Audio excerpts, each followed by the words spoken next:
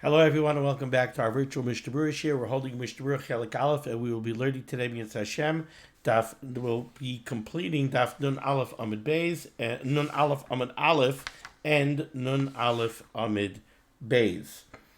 So we begin on the bottom line of the Shulchan Aruch on Nun Aleph Amid Aleph with Siman Lamed Beis, Sif Lamed Vav. Now, before we begin Sif Lamed Vav, a little bit of a hakdama is in order. And I started to put together a hakdama, and then in the midst of putting together my hakdama, I took a look at the Dirshu footnotes, and the Dirshu footnote happens to have a very nice hakdama. So instead of doing my hakdama, I'm going to read through the Dirshu's hakdama. It is footnote number 186, where the Dirshu footnote reads, Mavai l'sif lamed vav. This is an introduction to Sif lamed vav. Shaninu bebraisa, we learned in a braisa, it's to be found in Masechet Shabbos Kuf Gimel Amud Beis. Parsha Psucha, when we have a parsha written in the Torah or written in Tefillin, which is supposed to be written as a psucha, an open parsha, lo ya'asena stuma. You're not allowed to write it as a stuma, as a closed parsha. And in the same way, stuma, if a parsha is written as a closed parsha, lo ya'asena psucha, you are not allowed to write it as an open parsha. Now, what is a parsha psucha and what is a parsha stuma?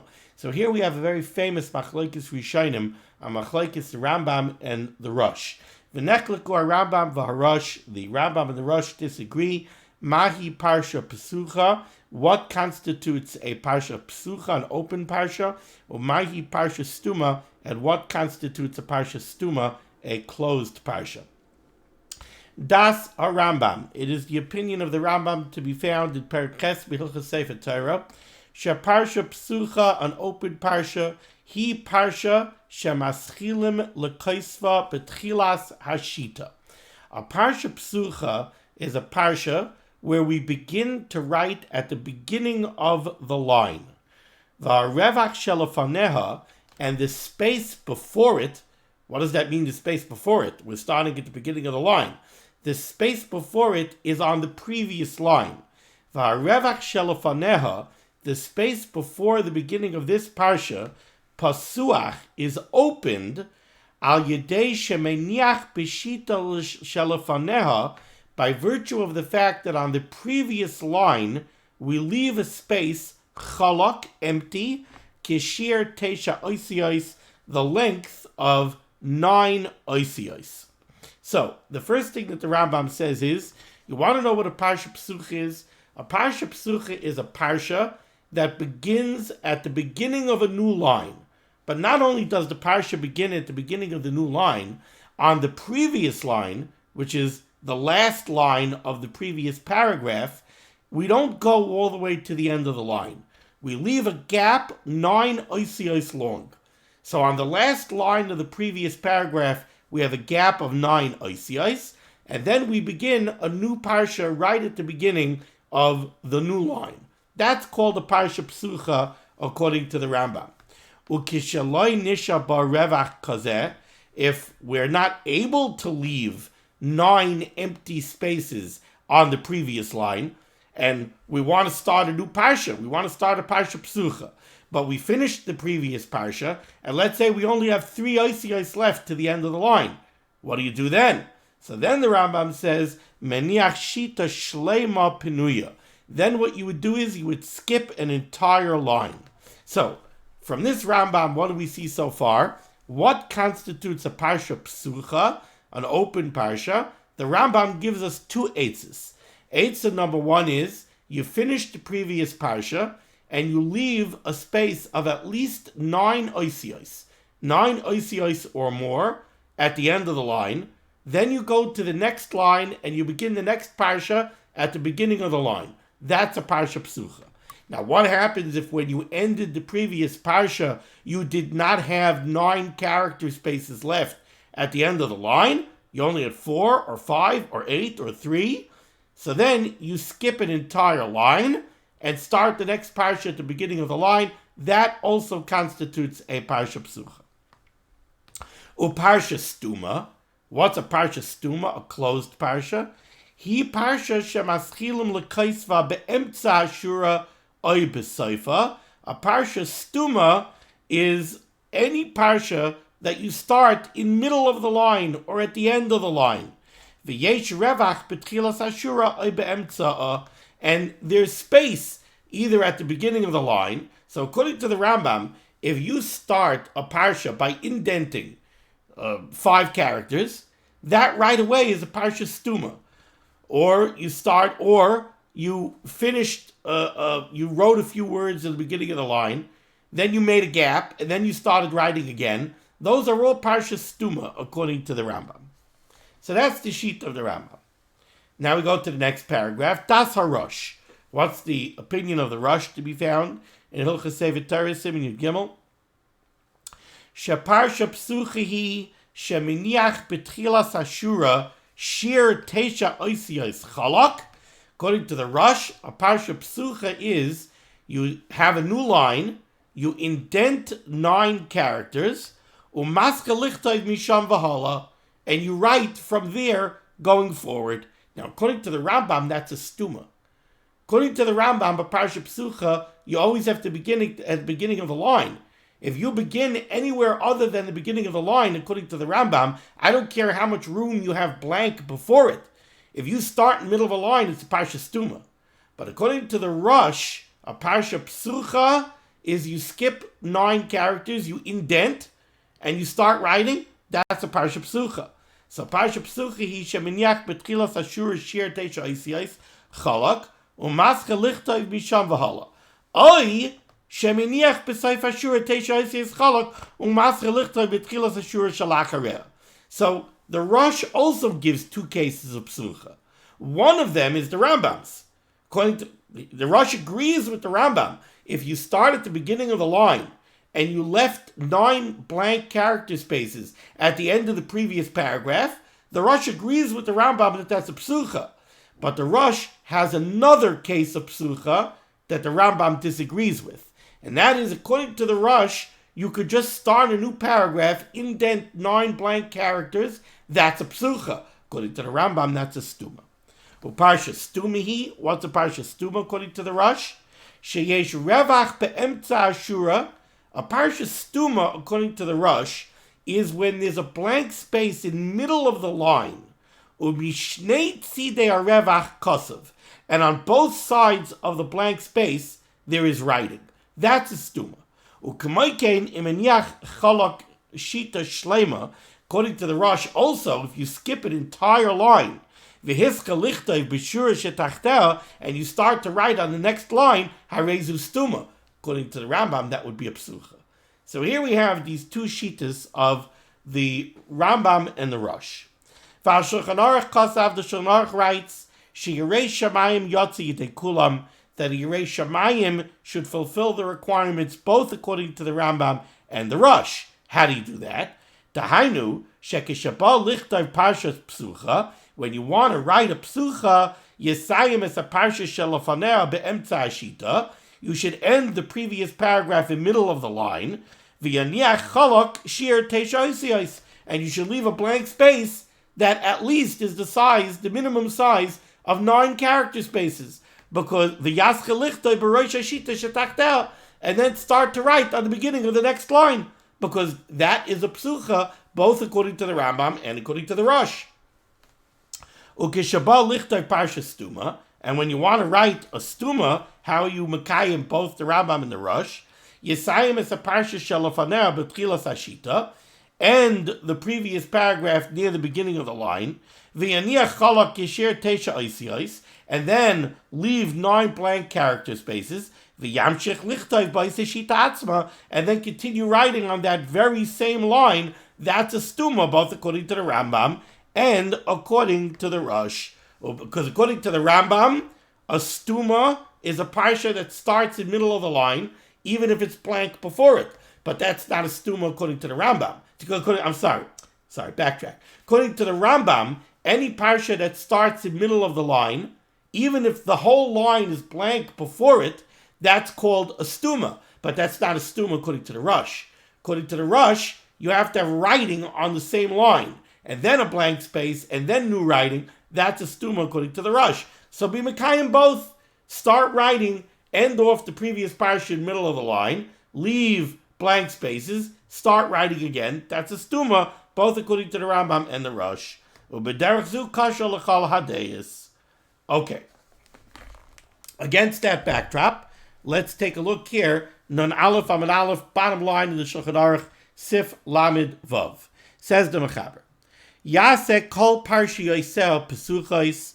All of the parshas of Tefillin should be written in the style of pesuchos, chutz mi parsha achrona, with the exception of the last parsha of the Tefillin, chutz mi parsha achrona ksuva b'Torah, with the exception of the parsha that comes chronologically last in the Torah, shehi v'haya im Shemaya, which is the parsha of v'haya im Shemaya, sheya'asena stuma. That parsha should be written stuma, v'imishina puzzle.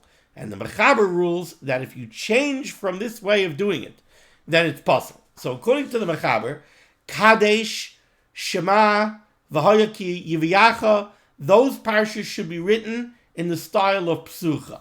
But v'haya im Shemaya should be written stuma. Why should parshas v'haya im Shemaya be written stuma? Because v'haya im Shemaya is stuma in the Torah Kedosha. The other parshas are psucha in the Torah Kedosha. V'haya im Shemaya is stuma, and we should write them the way they appear in the Torah Kedosha. So says the Mechaber. Let's go to the Mishnah Berurah here on Nun Aleph Amud Aleph, Ois Kuf Nun Hey. Kol parshi yoseha, all of the parshas of Tefillin. Ritzonoi loymar, what the Mechaber means to say, what the Mechaber wants to say, says the Chavetz Chaim, is me'at Tefillin shel yad. Really, when we're writing this halacha, the Mechaber, he is specifically speaking about the Tefillin shel yad.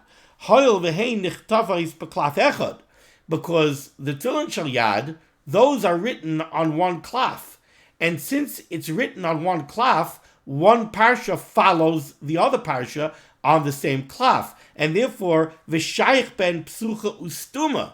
So the whole concept of psucha ustuma pertains to the Tefillin shel yad, because the Tefillin shel yad is 4 parshas written, one following the other on one klaf. So you could end one parsha and then begin the next parsha. So okay, 3 of the parshas should be done in the style of psucha, 1 parsha should be done in the style of stuma.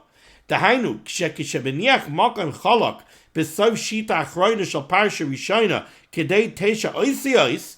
Right, when you're writing the shel yad, if you finish one parsha and you leave 9 blank character spaces at the end of that paragraph, and now you go to the next amud and you begin a new paragraph, and you start at the beginning of the line, umaskel parsha shel achareh b'roish hashita b'daf hasheni. So you wrote one parsha, and when you got to the end, you finished the paragraph, you left 9 blank character spaces. Now you go to the next amud, to the next column, you start writing at the beginning of the line. Okay, now you just created a parsha psucha, both according to the Rambam and according to the Rush. Hare parsha shalachareh nikra psucha. So now in the next parsha we call the psucha.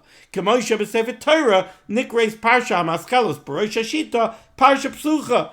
Just like when you write a sefer Torah, if you start a new parsha at the beginning of the line, it's called a parsha psucha, both according to the Rambam and according to the Rush. Kishayesh ravach kedei teisha oisiyos lefanea, as long as you left 9 blank character spaces, bashita hakodemis la, at the previous line. Oy b'sof shita achrona shebedaf hakodim, or at the bottom line of the previous column. So again, when the Mechaber says that we have to be careful to write 3 of the parshas of Tefillin psuchos and 1 parsha sosum, a stuma, that's the geya to the Tefillin shel yad, because on the Tefillin shel yad we have 1 parsha following the next, all written on 1 klaf. So you want to write 3 of them psuchos. What you do is each parsha on the Tefillin shel yad is written in a separate column. So you finish the amud, you finish the column. You make sure to leave 9 blank character spaces. Now you begin the next parsha on the next amud, begin it at the beginning of the line. Now you have a psucha, both according to the Rambam and according to the Rush.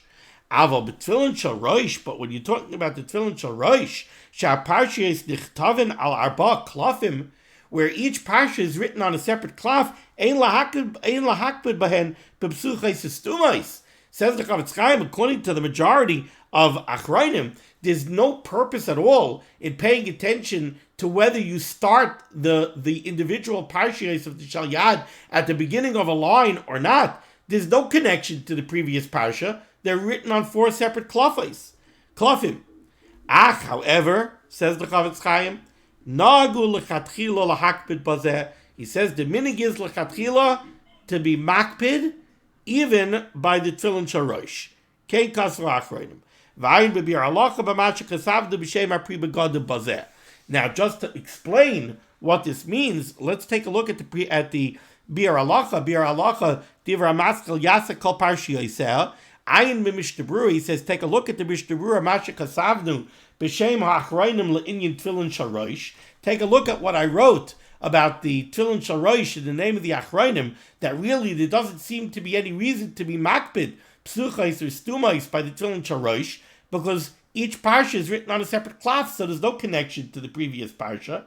V'im kein lefi divrayim, it would come out that according to these achrayim, afilu im hischil roish kol parsha be'emtza shita, even if when you were writing each one of the individual parshiyos of the tefillin shel roish, you indented the beginning of the parsha, which, according to the Rambam, right away that's a stuma. According to the Rambam, once you start writing the parsha in the middle of the line, even if there's no other writing on that line, that's a stuma, right? But according to these achrayim who say that there's no reason to be makbid on the shel roish, you could start a new parsha in the middle of the line on the tefillin shel roish because we don't have to be makbid. V'im kein lefi divrayim afilu im hischel roish kol parsha be'emtza shita kosher. After Ba'alma, he stuma la Rambam, even though normally that would be considered a parsha stuma according to the Rambam, and we want to be yaitza the divrei Rambam and the divrei Rosh. Aval lefi divrei prima gadim be'eshal Avram ois be'em tes ayin sham efshir diyesh lahakmer bazeh afilu b'di'evet. So now, having seen this bir halacha, we understand what the Chavetz Chaim is saying. The Chavetz Chaim is saying that by the shel yad, the question of psuchais and stumais are very negeah, because you have one parsha following the other parsha, all on one klaf. By the tefillin shel roish, it doesn't seem to be negeah. What connection is there between one parsha and the next parsha? They're all written in individual klafim, so what's the difference?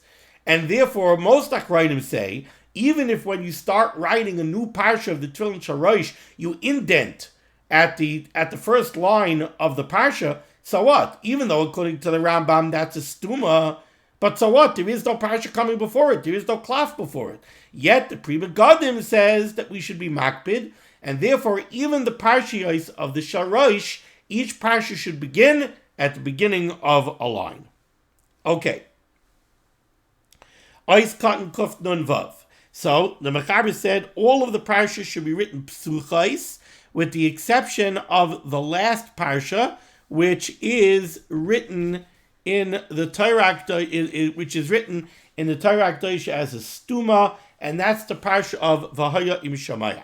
Says the Mishnah Berurah Katan Kuf Nun Vav psuchais chutz mipnei. The reason for this is sheshalosh rishonais, the first 3 parshiyos, shehem Kadesh, the parsha of Kadesh, V'hayaki Yiviyacha, the parsha of V'hayaki Yiviyacha, and the parsha of Shema, Heim Psuchais Patorah. Those parshas are written as psuchais in the Torah. And since they appear in the Torah Kedosha, the Sefer Torah, as psuchais, they should appear in the Tefillin as psuchais as well. Uparshas V'haya im Shamaya Stuma. However, the parsha of V'haya im Shamaya, which chronologically is the last one of the parshas of Tefillin that appear in the Torah Kedosha, that is written as a stuma. Lefikach, therefore, tzarich lichtov b'Tefillin gam kein kacha. We have to write the parshas in the Tefillin the way they appear in the Sefer Torah. Dahainu, she'aniach makay mechala kidei teisha oisiyos b'soy shita achrayna shebeparshas Kadesh. When we write the parsha of Kadesh, which is the first one of the parshas of Tefillin, when we get to the end of that paragraph, we have to leave 9 blank character spaces. Kedei shebeparshas V'hayaki V'yacha, so that when we start the parsha of V'haya ki yiviyacha, which is the second parsha of Tefillin, so when we go to the next amud, to the next column on the cloth, and we start writing V'haya ki yiviyacha, sheyaschil b'roish hashita harishona shebedaf hasheni, that begins at the very beginning of the first line of the second column of the cloth. Tiyah parsha psucha. Now it will be considered a parsha psucha, k'moi shehi b'Torah, the way it is in the Torah. So again, we're writing a shalyad. We write the parsha of Kadesh. That's the first amud. The first column of the parsha is going to be Kadesh. When we get to the end of the amud, we're going to make sure to leave 9 blank character spaces. Then we go to the next amud. That's going to be the second parsha, V'haya ki yiviyacha. We start at the very beginning of the top line, V'haya ki yiviyacha. Now, V'haya ki yiviyacha is a psucha. Now, Kadesh was also a psucha. You started Kadesh at the beginning of the top line of the very first amud of the shalyad. There's nothing before it. So Kadesh is psucha, V'haya ki yiviyacha is psucha. Now, when we get to the end of V'haya ki yiviyacha, v'chein achar parshas V'haya ki yiviyacha, when we get to the end of V'haya ki yiviyacha, we do the same thing. We leave 9 blank character spaces at the end of the amud. Then we're going to go to a new amud number 3, and we're going to start the top line at the very beginning of the line, Shema. So Shema will also be a parsha psucha. Kadesh parsha Shema tiya psucha. Now, what do you do when you get to the end of Shema? The next parsha after Shema is V'haya im Shemaya. V'haya im Shemaya has to be stuma. How are we going to make V'haya im Shemaya stuma? Aval parshas V'haya im Shemaya yas stuma. Parshas V'haya im Shemaya was supposed to make as a stuma. V'oifen stimasa, and the way we make it a stuma, yavur lekameh. We'll explain later. That's going to come later in today's share. Okay. Or Parshas Kadesh. Now, as far as the Parsha of Kadesh, after the Torah he psucha, even though in the Torah the Parsha of Kadesh is a psucha, what makes it a psucha? Machma shehu mafsik berevach tes oisiyos bashura hakademesla. In the Torah Kedosha, the Parsha of Kadesh is a psucha because the previous Parsha ends on the line before it, and we leave 9 blank character spaces before we go to the next line and do Kadesh at the beginning of the line. Now in Tefillin, that doesn't happen. The Kan ain't Shayach Zeh. Here it doesn't happen because nothing comes before Kadesh. Kadesh is the very first Parsha. Tihi Parsha Rishona. Mikamakim, nevertheless, Kevin Chihi Maskila B'Rosh Shita. Since you're starting Kadesh at the beginning of the top line, at the beginning of the very first line of the very first column of the Tefillah Shel Yad, and ve'ein kasav lefanei klum, and nothing comes before it at all, he nikreis psucha, it's called a psucha. Dein ksav acher soisma, because there's nothing that comes before it at all to make it a sosim. Eis kat kuftan zayin, the Mechaber said v'im shina, and if you change from this style, bein sha'asa'a mistuma psucha, whether you take the parsha of V'haya im Shemaya, which is supposed to be a stuma, and you make it a psucha, oim psucha stuma, or you take Kadesh or V'haya ki yiviyacha or Shema that are supposed to be psucha, and you make them stuma, then the Mechaber says it's possible. Okay, now we get a little bit complicated. So, before we get into the complication, the Shitas HaMechaber is that all 4 parshas of the Tefillin have to be written the way they appear in the Torah. So Kadesh, V'haya ki yiviyacha, and Shema all have to be written as psuchais. What does psuchais mean? We write Kadesh in the first amud, the first column of the parsha of the shalyad. When we get to the end of the paragraph, we make sure to leave 9 blank character spaces.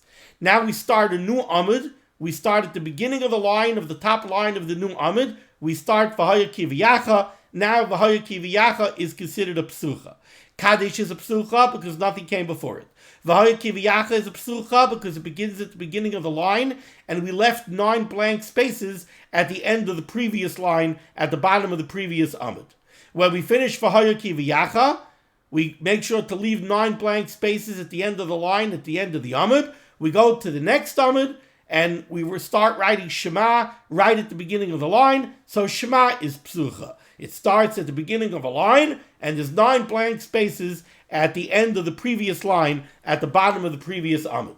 Kadesh is a psucha because nothing comes before it. So we've made Kadesh, Vaya Kiviyacha, and Shema all parshas psuchais, both according to the Rambam and according to the Rosh. V'haya im Shamaya, that's supposed to be stuma. Now, we have to figure out, what exactly does that mean? Mishnah Berurah said, wait, we'll see. In the meantime, it says to Mechaber, if you changed from this style, the tefillin are puzzle. Now jumps in the Ramah. Says the Ramah, Hagah. No, it doesn't say Hagah, actually. V'yesh machshirim bekulam psuchais. Says the Ramah, and he brings this down from the Maram Padava, B'Shem, the Arches Chaim, and the Beis Yosef brings it down in the name of the Itor. V'yesh machshirim bechulan psuchais. There are those that are machshir, even if you make all the parshas of the tefillin psuchais. So that means that V'haya im Shamaya is also going to be a psucha. So you ended the parsha of Shema, you left 9 blank spaces, then you went to the final amud, the final column of the parsha of the tefillin shel yad, and you started V'haya im Shamaya right at the beginning of the line, just like you did all the other parshas. So you made V'haya im Shamaya a bona fide psucha, both according to the Rambam and according to the Rosh. The Mechaber said that would be possible, because you made a stuma, a psucha. The Ramah says, V'yesh machshirim. Says the Mishnah Berurah is Katan Kov Nun Ches. V'yesh machshirim. What does the Ramah mean when the Ramah says V'yesh machshirim? Ritzaino loymar b'di'evet. This means that there are those that are machshir b'di'evet. You're not supposed to do this. Lechatchila, you should make it a stuma. But b'di'evet, if you made it a psucha, they're machshir. Why? The taimam, the rationale, is a very interesting rationale. Before we read the words of the Mishnah Berurah, let's just ask ourselves for a minute. What's the difference between a psucha and a stuma? Why are some parshas in the Torah Kedoshah written psucha, and why are some of them written stuma? So we know, very famous Rashi, the beginning of Parshas Vayikra. Why are there gaps? Why is the Torah Kedoshah separated into different parshiyos? Kedei litein revach to Moshe Rabbeinu, to give Moshe Rabbeinu time to absorb the teaching of the Torah. You have to break it up into topics. The Moshe Rabbeinu wasn't going to swallow Kol Torah Kula from the Rebbeinu Shalom in al regal achas. He needed time to let it percolate and to internalize the lessons of each parsha. So that's why there are psuchos and stumos. Now, the stumos, those are parshas where the gap between the previous parsha and the next parsha is a very small gap. It's called sasim. It's closed. There is somewhat of a connection between the latter parsha and the former parsha. While there might be a gap creating 2 parshas, but it's sasim. It's a closed gap. So there's a little bit of a connection between one parsha and the previous parsha.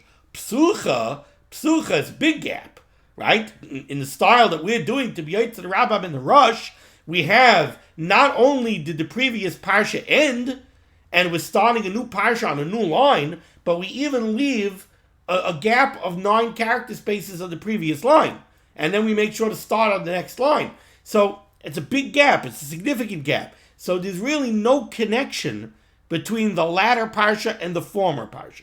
Now, the Rabbah is saying that yesh makshirin b'di'eved, if you made the parsha of V'haya im Shamaya, which is supposed to be sasim, if you made it psucha b'di'eved, it's okay. Now, what does it mean? What's the significance of the fact that in the Torah Kedoshah, the parsha of V'haya im Shamaya is sasim? The significance is that V'haya im Shamaya is deemed to have a little bit of a connection to the parsha that comes before it. Okay, what parsha comes before V'haya im Shamaya? Is it the parsha of Shema? No. The parsha of Shema takes place in the Torah quite a bit before the parsha of V'haya im Shamaya. So there's no question that there's no connection between the parsha of Shema and the parsha of V'haya im Shamaya. The only question is that in the Sefer Torah, there's a connection between the parsha of V'haya im Shamaya and the parsha that comes before it. But the parsha that comes before it is not Shema. So therefore, the Yesh Shirim say like this: what's the problem with making the parsha of V'haya im Shemaya in Tefillin Sosum? I mean Psucha. I'm sorry. It's supposed to be Sosum. What's the problem if you make it Psucha? You're making a disconnect between the parsha of Shema that comes before it in Tefillin and itself and the parsha of V'haya im Shemaya. So what? There's always a disconnect. Even in the Sefer Torah, there's a disconnect between the parsha of Shema and the parsha of V'haya im Shemaya. The fact that the parsha of V'haya im Shemaya is Sosum forges a connection between the parsha of V'haya im Shemaya and the parsha that comes before it in the Sefer Torah.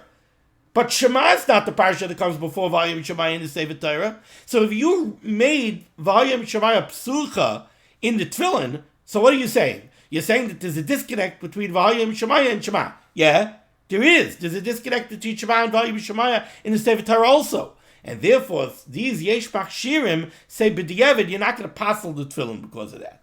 Now let's see it in the Mishnah Berurah. The Taimam, the rationale for the Yesh Shirim is, Sha'af Shebet Torah Parshas V'haya im Shemaya Histuma. Even though it's true that in the Sefer Torah, in the Torah Kedosha, the parsha of V'haya im Shemaya is Sosum, Mikam Mokum, nevertheless, Kevet Shebet Torah Eina Smucha Klal LeParsha Shema. In the Sefer Torah, the parsha of V'haya im Shemaya is not next to the parsha of Shema, so therefore, Ein Zeh Nekshev Shinui Masha Revach Shebeino LeParsha Shema Hu Pasuach V'lai Sosum. Therefore, writing the parsha of V'haya im Shemaya Psucha in the Sefer Torah as opposed to Sosum is not considered being Mishaneh. You're not really making a difference between the way it appears in the Sefer Torah. It's because all you're doing is, you're saying it's disconnected from Shema. But in the Sefer Torah, it's also disconnected from Shema. In the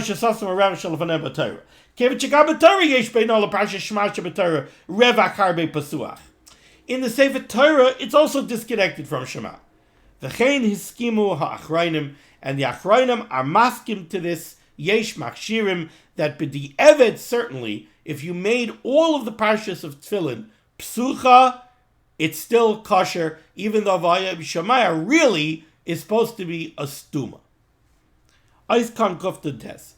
Bekulan psuchais. The words of the Ramah were that this Yesh Shirim says, even if you made all of the parshas psuchais, instead of making V'haya im Shemaya stuma, it's still kosher. Ula hepech. But how about if you did the other way? Im asa ezek parsha mehashalish parsha stuma. If you made Kadesh a stuma, V'haya Kiviyacha a stuma, Shema a stuma, L'kuli Alma puzzle. That according to everybody, that's puzzle. Because the parsha of Kadesh, the parsha of V'haya Kiviyacha, the parsha of Shema, they're not supposed to have any connection one to the other. They don't have any connection in the Sefer Torah. They're not supposed to have a connection in the Tefillin. And if you make them Sosum, you're connecting them. So that L'kuli Alma is puzzle. Okay, Kasu Achron. Oid Kasu, the Achronim also right. The Davke im also la parshas V'haya im Shemaya parshas Psucha kasha l'deyazu. The caveat of the Ramah was, if you made V'haya im Shemaya a Psucha, then the Tefillin are still kosher. V'haya im Shemaya is supposed to be a stuma. If you made it a Psucha, then it's kosher. So you wrote V'haya im Shemaya the same style as you wrote the other parshas. You ended off Shema at the bottom of the third Amud. You left a gap of 9 character spaces. You started V'haya im Shemaya at the top of the next line. Then it's still kosher. Why? And we explained, because it's not called a shinui from the Sefer Torah. Even though in the Sefer Torah it's sasum, but what's the word I'm looking for? In regards to the parsha of Shema, even in the Sefer Torah is psucha. What do I mean? The parsha of V'haya im Shemaya has no connection to the parsha of Shema, even in the Sefer Torah. So if you made a psuch, it's okay. Aval, however, im ein lefanei revach klal beino leparsha Shema. Let's say you left no space at all between the parsha of Shema and the parsha of V'haya im Shemaya. What would that mean? You ended off the parsha of Shema at the bottom line of its column, but you didn't leave 9 empty character spaces. You went all the way to the end of the line. Loi b'daf shalah, you didn't leave space at the beginning of V'haya im Shemaya. In other words, you didn't indent V'haya im Shemaya. You didn't leave space, or v'loi b'daf shal parsha Shema, You didn't leave empty space at the bottom of Shema. Dainu shehischalaisa b'roi shita halyona shebadaf v'lo yiniach revach klal ufaneh ba'is shita v'lo b'sev shita shepasha Shema. Oy shiniach revach, or maybe you left space. Ve'ein b'y kishir revach shebein parsha leparsha dainu k'tei luchtei teisha. You left space, but not 9 characters. Harei zeh nechshav shinui gomor mimashi ksuva b'Torah. This would be called a shinui, because now you didn't make it psucha and you didn't make it stuma. That would be considered a shinui. Now, what do you do at the end of Vahaya Mishamaya, the final parsha of the Tefillin? At the end of the parsha of Vahaya Mishamaya, you don't have to leave any space at all. And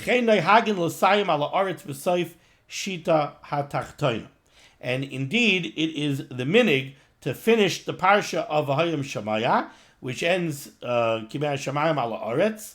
The minig is to end it off at the end of the line and not to leave any blank space at all. Okay.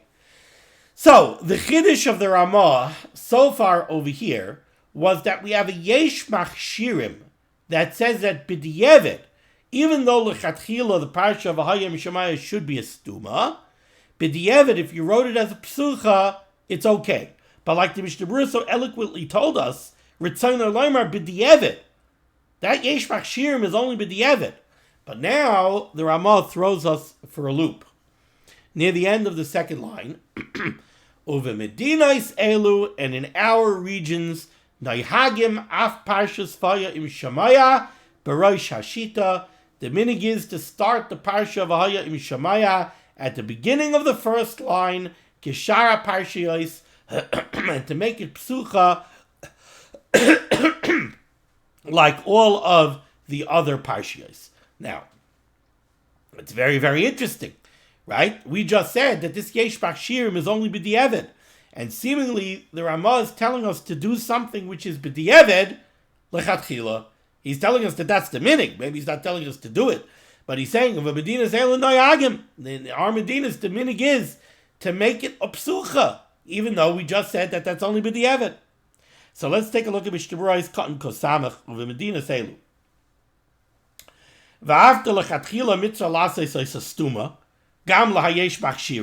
Even though we said very clearly that even according to the Yesh Machshirim, Lechatchila was supposed to make Vahaya Mishamaya a stuma, so why are we saying that the minig is to make it a psucha? And it would come out that this minig would seem to be improper. The Ramah still brings down the minig. Why? The kevan sheha'ikarhu shebedi'evet kasher b'chol idyin. Since lamaisa, it's kasher b'di'evet, right? V'i efshar lasoi stuma l'divrei hakoil. And we can't make it a stuma l'divrei hakoil. Let's remember, we want to be yoitza, both the Rambam, we want to be yoitza, both the Rambam and the Rosh. We want to be yoitza, both the Rambam and the Rosh. Now, according to the Rosh, how do you make a stuma?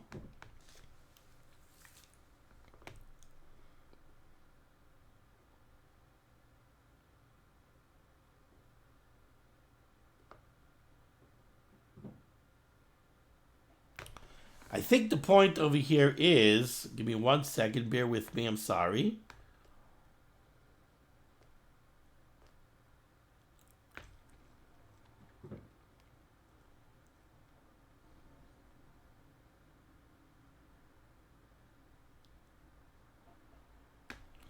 I think his point is that we're not going to be yoitz of the rush.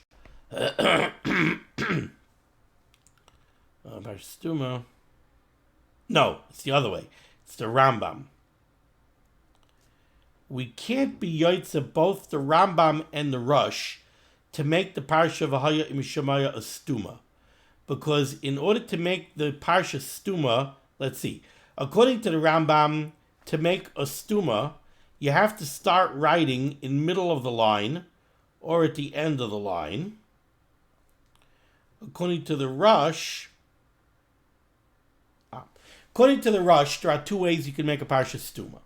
Either you finish the previous parsha in middle of the line, then you leave a gap, and then on the same line you start to write the next parsha. According to the Rush, that's a stuma. Now let's break this down. You can't do that in Tefillin, because in Tefillin each parsha has to be on its own amud. So to make a stuma according to this style of stuma according to the Rush is not possible, because you cannot end the parsha of Shema and begin the parsha of Vahaya im Shemaya on the same line, right? So that's one variable that we took care of. You can't make a stuma in that way. What's the other way you can make a stuma according to the Rush? The other way you can make a stuma according to the Rush is you could finish the previous parsha, skip a line,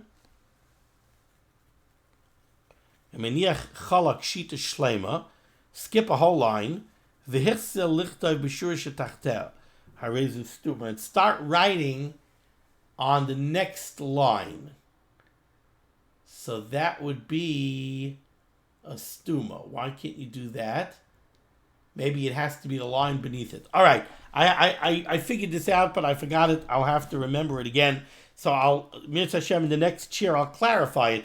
But just for the moment, what we have to know is like this. What the Mishnah Berurah is saying is like this. He's saying, since, and I'll clarify this later, since you cannot make the parsha of Vahaya im Shemaya a stuma in a way that will be yotze both the Rambam and the Rush, therefore the Seifrim chose to make Vahaya im Shemaya a psucha like the rest of the parshas. Yesh lahachzik ba'aminik hazeh kedei shaloi lahitzi laz al harishonim. I guess what that means is that this was an old minig that Seifrim were doing, that they were writing all four parshiyos psuchos. And even though we could correct it and we could make Vahaya im Shemaya a stuma, at least according to one sheet to either the Rambam or the Rush, but since we can't be Mekayim both the Rambam and the Rush, to go ahead and make it a stuma according to one shita, and then by doing that being Maitzi Laz on all the tefillin that were written earlier, where all four parshas were written psuchais, is not kedai. V'chein kasav amagid Avram b'shem alechem chamudais, aval medivrei alavush v'agra mashma sheyosid tov lasais kamash kasav b'shulchan aruch, to make the parsha of Vahaya im Shemaya stuma. And we're going to stop over here, and we'll continue next time with Mishnah Berurah. Thank you so much for joining me for Limud HaTorah. The source of Limud HaTorah should be banging against Klal Yisrael. The Rosh of Shitsen, Yeshua, Sephorus, Parnas, and Sheduvachim to all those in need. And we should be zeichet to see the BS Gal Tzedek. Amen. Be well.